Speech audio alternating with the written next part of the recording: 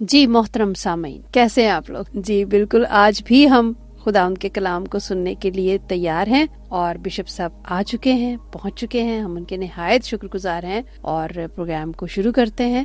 بڑی عقیدت اور دلچسپی کے ساتھ ہم بشپ صاحب کو خوش آمدید کہتے ہوئے اپنے پروگرام کا آغاز کرتے ہیں۔ بہت شکریہ جی، میری طرف سے بھی بڑی دلچسپی کے ساتھ اس پروگرام میں شمولیت ہے جی۔ اور مجھے بھی اچھا لگتا ہے کیونکہ آج ان دنوں میں جو آپ نے ٹاپک چنے ہوئے ہیں یہ بڑے اہمیت کے حامل ہیں، کیونکہ ہم نے لاسٹ ٹائم بات کی تھی بیت الحم پہ۔ جی بالکل، اور بڑی اچھی بات آپ نے کہی کہ بیت الحم جو ہے اس کا مطلب ہے روٹی کا گھر، اور خداوند یسوع مسیح ہی بیت الحم ہے۔ ہاں جی، کیونکہ یہ دیکھو نا کہ جب ہم یہ کہتے ہیں کہ یسوع مسیح ہی بیت الحم ہے، تو اگر وہ بیت الحم نہ ہوتا تو ہزاروں لوگوں کو ہاتھ لگانے سے نہ کھلا دیتا۔ کیا بات! اگر وہ بیت الحم نہ ہوتا تو شاگردوں کو نہ کہتا کہ ان کو بٹھاؤ، وہ سوچ میں پڑ جاتا کہ کہاں سے روٹیاں آئیں گی، کہاں سے آٹا ملے گا، کیسے گوندا جائے گا، کون پکائے گا، کون سے تنور جلائیں گے۔ اس نے کہا ان کو بٹھاؤ اور اب ان کو کھلاؤ۔ کیا بات! گوشت دینے کی بات جو ہے وہ مچھلی کی بات آئی، کیونکہ مچھلی جو ہے ہم نے پہلے بھی بات کی کہ مچھلی جو ہے وہ یسوع کی فیورٹ تھی۔ یسوع نے وہ مچھلیاں پکڑی، یسوع نے مچھلیاں پکائیں، یسوع نے مچھلیاں کھلائیں۔ وہی مچھلی جو ہے وہ یسوع کی پہچان بن گئی کہ آگے جتنے ڈسائپل تھے، جو کلیسیا تھی، ان کی سیفٹی بن گئی۔ اور آج سائنس یہ کہتا ہے کہ مچھلی کا گوشت جو ہے وہ حاملہ کے لیے بھی اچھا ہے، وہ بیمار کے لیے بھی اچھا ہے، اور وہ ہر طرح سے انسان کے لیے اچھا ہے۔ مسیح نے جس چیز کو پروو کیا یا جس چیز کو پیش کیا، اس میں کبھی بھی کسی موقع میں کسی زمانے میں کریٹیسائز نہیں ہوا۔ صحیح بات۔ اگر وائن کی بات ہے، آگے چل کے ہم بات کریں گے وائن پہ بھی، لیکن ابھی صرف روٹی پہ ہے، کیونکہ یہ مکمل بیت الحم نظر آئے گا نا۔ جی بالکل، مکمل بیت الحم میں روٹی بھی آتی ہے اور بوٹی بھی آتی ہے اور پھر وائن بھی آتی ہے۔ یہ مکمل ایک ٹیبل ہے، اس لیے وہ بیت الحم ہے۔ تو ابھی ہم نے یہ دیکھا ہے کہ 12,000 لوگ مختلف اوقات میں 12,000 لوگوں کو یسوع مسیح نے روٹیاں کھلائیں، اور پھر اس کے بعد اس نے جو بلیور ہیں، جو مسیح کو مانتے ہیں، اس نے یسوع نے روٹی چھینی نہیں کسی سے، نہیں، یسوع نے کسی کو ڈاکہ نہیں مارا، یسوع نے لوٹا نہیں، یسوع نے بانٹا نہیں، یسوع نے دیا ہے۔ جو بانٹنے کا مطلب ہوتا ہے کسی سے آیا اور پھر آگے دیا، اور جو دیتا ہے وہ خود اختیار ہے، اس کے اندر سے خود ہے اور وہ خود دے رہا ہے۔ تو یسوع نے ان کو دیا، اور آخر پہ جب وہ ایک لیم کے طور پہ، کیونکہ بیت الحم سے آئے ہیں نا، تو ان کو بیت الحم کی وہ ساری تصویر کو کمپلیٹ کرنا ہے۔ بیت الحم سے برا آتا تھا، اور جب وہ گدھے پہ سوار تھے، اب یہ تھوڑا سا یہ آخری ہوگا بیت الحم کے تعلق سے اور گدھے کے تعلق سے، کہ جب وہ گدھے پہ بیٹھے ہوئے تھے تو لوگوں نے کہا، بڑا شور سنا، تو لوگ بھاگ کر گئے باہر، اور وہ یسوع مسیح جو آ رہا تھا یروشلم میں، وہ بھیڑ گیٹ سے آ رہا تھا۔ بھیڑ گیٹ اس لیے کہتے ہیں، بھیڑ دروازہ اس کو اس لیے کہتے ہیں، اس طرف سے بھیڑ آتی تھی، اس طرف سے بکرا لے کے آتے تھے، اس طرف سے اس گیٹ سے برا لے کے آتے تھے، اور برا لوگ نہیں لے کے آتے تھے، جو 2 برے لے کے آتے تھے، اور وہ 2 برے تھے فیملیز کے، جو برے خاندانوں کے بکرے برے الگ ہوتے تھے، وہ برا لے کے آتا تھا کہن، 2 برے جو یوم کپور پہ دیے جاتے تھے۔ ایک برا جنگل میں چھوڑا جاتا تھا اور ایک برا جو ہے وہ ہیکل میں ذبح کیا جاتا۔ اسی دن یسوع مسیح گدھے پر سوار ہیں اور آ رہے ہیں، اور اسی دروازے سے آ رہے ہیں۔ لوگوں نے سنا کہ کہن جو ہے وہ برے لے کے آ گیا، جیسے آج مسلمانوں میں عید کے چاند پہ بڑی لوگ چھلانگے لگاتے اور بڑا شور ہوتا ہے، چاند نظر آ گیا۔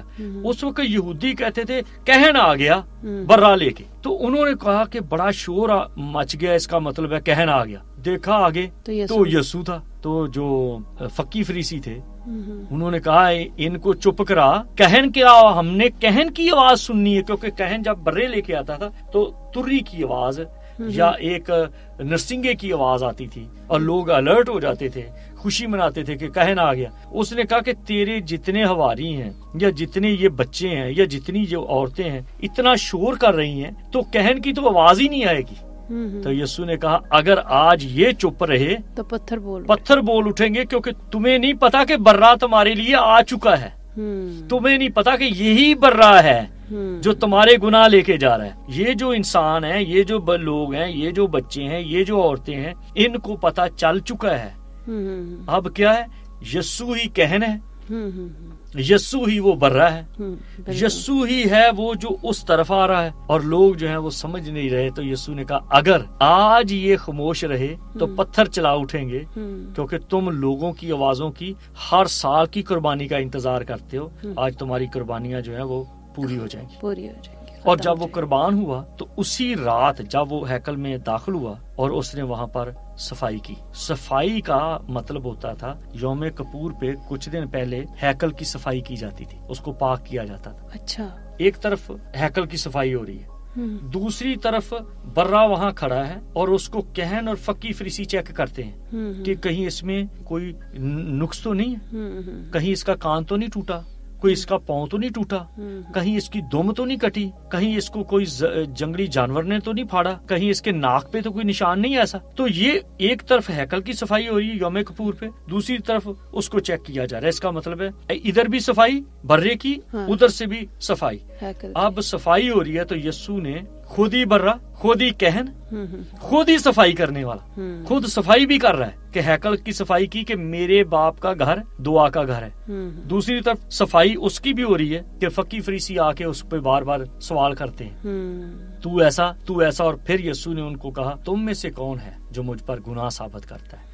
اگر یسوع کے اندر اس دن کوئی نہ کوئی غلطی نکل آتی تو فقی فریسی کہن جو شرع کے عالم اس کو کہتے کہ تیرے اندر یہ غلطی ہے. اگر وہ غلطی پروف ہو جاتی تو یسوع صلیب پر نہ چڑھتا. صحیح. یوم کپور پہ یہ کام ہو رہے ہیں. یوم کپور کو آپ دوسرے لفظوں میں یوم کفارہ کہہ لو.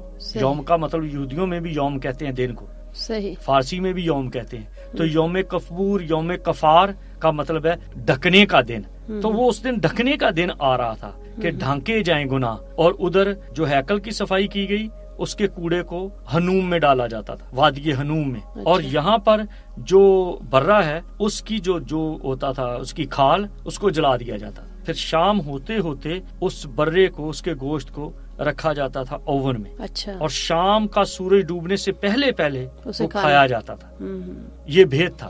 اسی لیے یسوع نے شام کے وقت کہا اپنے شاگردوں کے ساتھ بیٹھ کے کہ یہ لو. یسوع نے نہیں کھائی وہ، کیونکہ برا اپنا گوشت خود نہیں کھا سکتا نا. صحیح. تو یسوع نے کہا میری بڑی آرزو تھی کہ یہ فسح تمہارے ساتھ مناتا. فسح منانے کا مطلب ہوتا ہے کہ آج یہ برے کی وجہ سے تو فسح ہے، برے کی وجہ سے تو عید ہے. اگر برا ہی ذبح نہ ہوتا عید کیسے منائی جاتی؟ تو یسوع نے کہا آج میری وہ آرزو پوری ہوتی ہے. تو اس نے اس دن اپنا گوشت بھی دیا اور اپنا خون دیا. کہا یہ میرا خون ہے جو تمہارے لیے بہایا جاتا ہے تاکہ میں مر جاؤں اور تم بچ جاؤ. اور یہ میرا بدن ہے جو میں تمہیں دیتا ہوں کہ تاکہ تمہارے اندر جو ہے وہ زندگی آ جائے جو میری زندگی ہے. صحیح. تو اس لیے ان چیزوں کو دیکھ کر ہم آگے پورے ٹیبل پہ آئیں گے تو ضرور ہے کہ ہم ان باتوں کو جانیں اور مسیح کو بلا جھجک اپنا نجات دہندہ مانے اور یہ جانے کہ وہی ہے ایک، ورنہ کون ہے وہ کہتا اس کو لوٹو میرے لیے لے آؤ. بالکل. اور پھر وہ لاؤ گے تو پھر آپس میں بانٹ لو. لیکن یسوع کہتا ہے نہیں، میں اپنا بدن تمہیں دیتا. بالکل. بہت شکریہ بشپ صاحب. آئندہ پھر ملاقات رہے گی. وقت ختم ہو چکا ہے. سامعین اگلے پروگرام میں پھر ملتے ہیں بہت ساری دعاؤں کے ساتھ. بشپ صاحب خدا آپ کو برکت دے. جے مسیح کی.